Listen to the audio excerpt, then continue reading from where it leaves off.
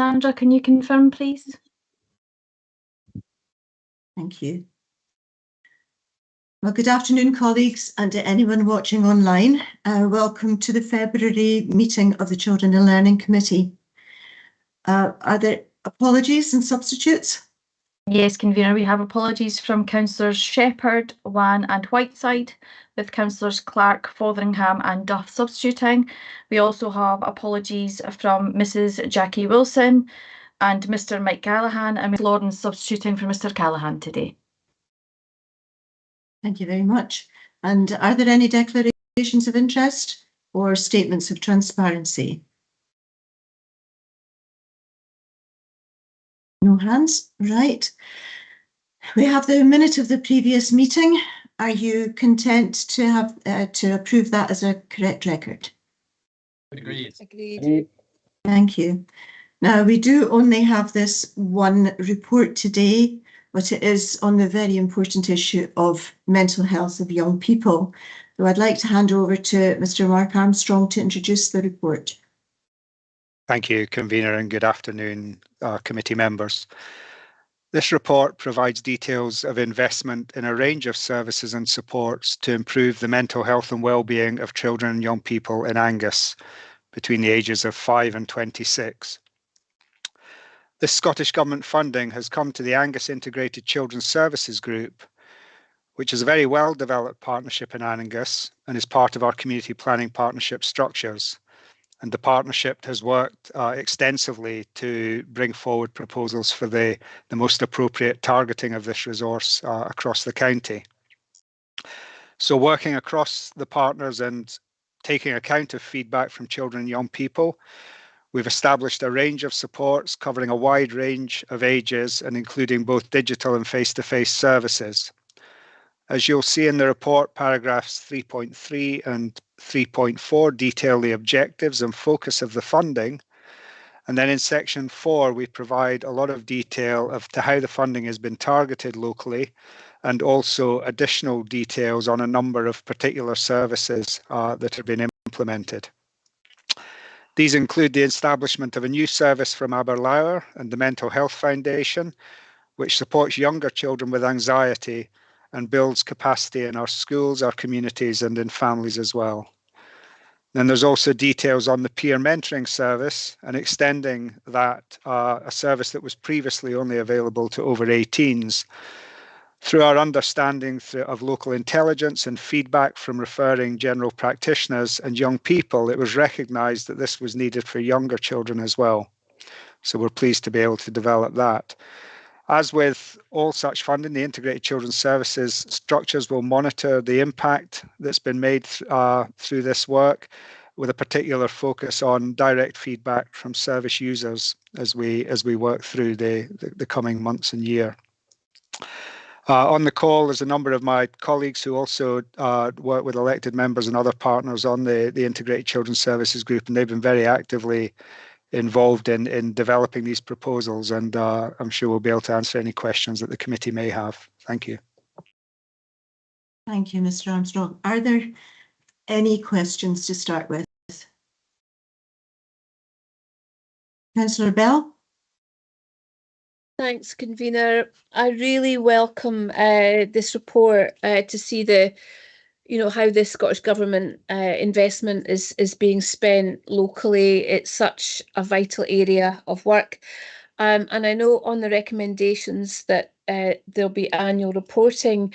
I wondered if it would be possible to get interim information reports on how the process is going, and perhaps any exception reporting if there are any challenges, perhaps in terms of recruitment in any of the projects.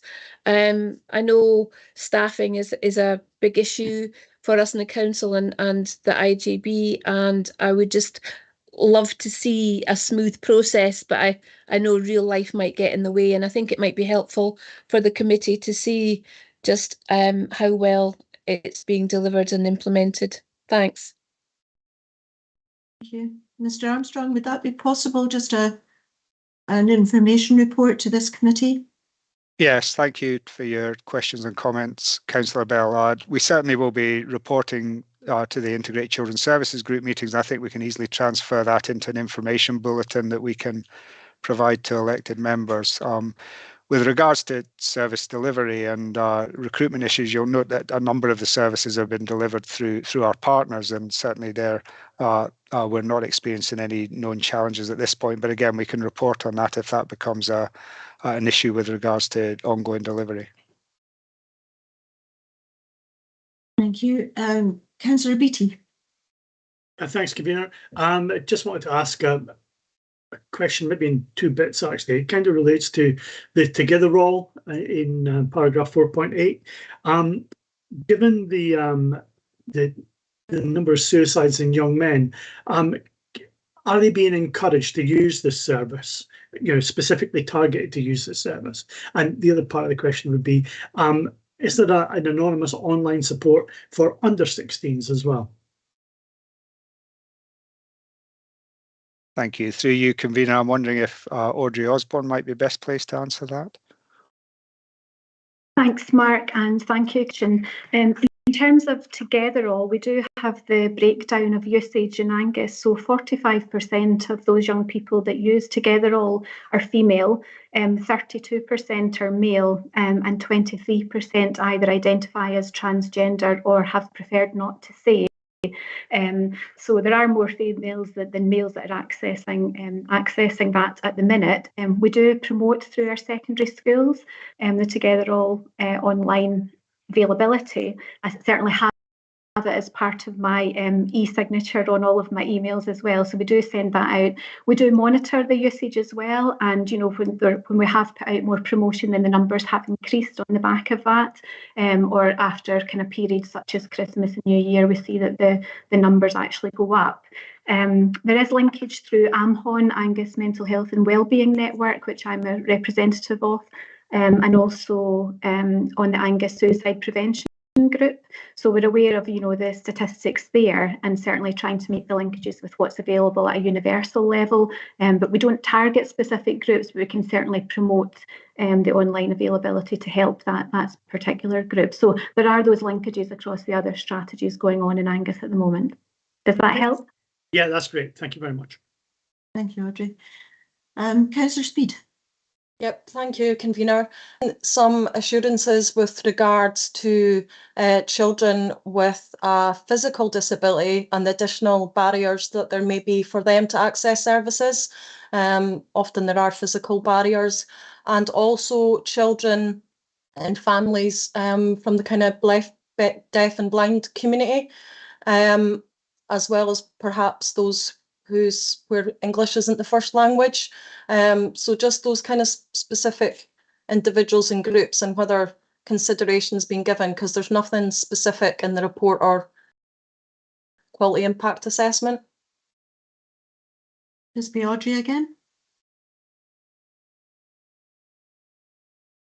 Thank you, Councillor Speed. I mean, I think all of the services that we've commissioned will be aware of those issues and deal with each individual on an individual basis and each family. So we certainly look to identify what their barriers are and make sure that they can access.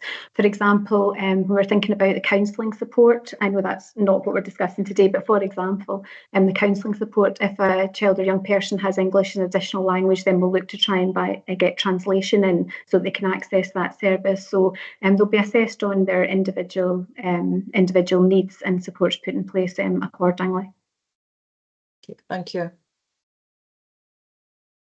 Councillor Proctor. Thanks very much, Convener. I'm strong for the report and for your team. As one who's got 2 autistic grandchildren who didn't live in Angus, but any help that goes towards people with a disability is greatly appreciated. My question is really on service children. We have quite a few service children live in the Arbroath area from Condor, and some of them, and often it's because of the peripatetic lifestyle that they have to endure. I just wonder if you know, any of the children who might be in the category that they described in the report will be able to be picked up and assisted. Mr. Can I take that? Marsden, is that? Yeah, it's Audrey again. Thank you. Thank you, Councillor Proctor. Thank you for your question. We do have a particular service, a specific service within our additional support needs service in education that are for children of service families. And so there's a range of supports that are available. We have staff who work specifically with them in particular schools, and also we have developed a bereavement, grief and loss guidance, because we know that these children in particular can experience that, and there are programmes including Seasons for Growth that work with children who experience these difficulties. If they needed signposted to more specific services, then that would be carried out by our teacher who's allocated to that team and relevant support staff. So we are aware of who these children and young people are, and the schools get particular support according to their needs. Thanks very much for that, Audrey. And I presume that, you know, we're proactive in signposting, you know, the families concerned. Yeah, absolutely, absolutely. Okay, thank you. Councillor Clark. Thank you, convener, and thanks everybody involved in this. It's dear to my heart.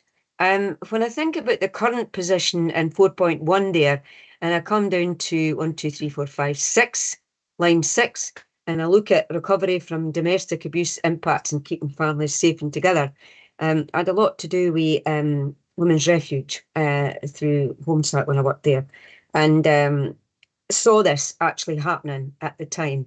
You know, we Aberlour in particular, and then as a youth worker, Penumbra, wonderful organisations, and you know, the stuff we're doing with one high tide but behind our back really in local authorities, because obviously you don't get money and then you get a bit of money, which is really excellent.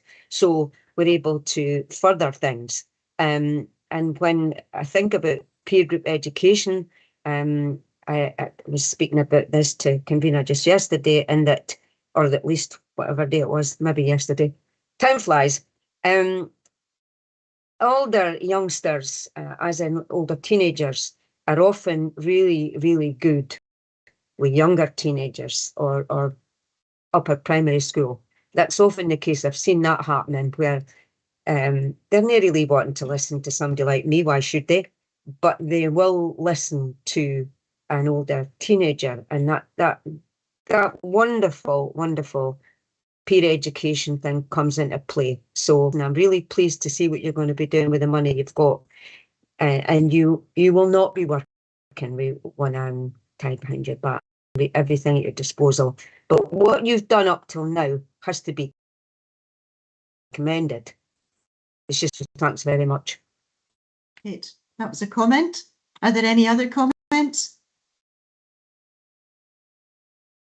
No, I would just like to thank everybody involved with this as well, because I think the thought and the care that's gone into seeing this into being has been incredible. And as you've been saying, Audrey, you've covered really so many bases there. So thank you. Thank you very much indeed. Well, that's the end of the meeting. Those of us who are going to the staffing sub will go on to another connection. So thank you very much, everybody. Thank you for your questions. Thank you. Bye-bye.